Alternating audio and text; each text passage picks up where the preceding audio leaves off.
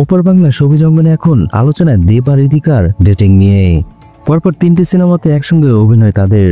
শুরুটা হয়েছিল খাতান দিয়ে, আর সেখানে দেব ইদিকার অনবদ্য রসায়ন দর্শকদের মন জয় করে। এরপর রঘু ডাকাত আর প্রজাপতি 2 সিনেমাতে একসঙ্গে হাজির হচ্ছেন এই জুটি। তাই ভক্তদের মুখে মুখে তাদের নিয়ে চলছে একাধিক তথাকথিত এক ডেটিং গুঞ্জন।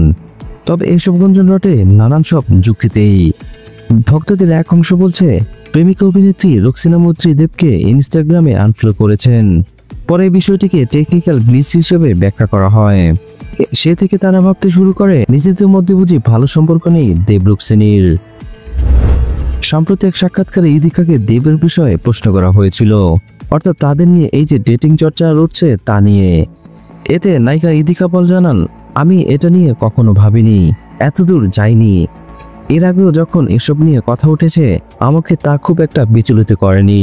যারা আমার থেকে বড় তাদের বিচলিত করছে না, তাহলে কেন আমাকে বিচলিত করবে এই কথাগুলো? ইদিকার অভিনয় জীবন শুরু হয়েছে ছোট পর্দা দিয়ে।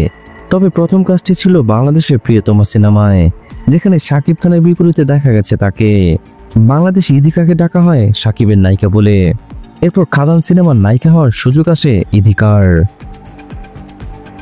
ভিডিও ভালো লাগলে অবশ্যই একটি লাইক দিয়ে যাবেন। পরবর্তী ভিডিওগুলোর জন্য অবশ্যই চ্যানেলটি সাবস্ক্রাইব করে রাখবেন।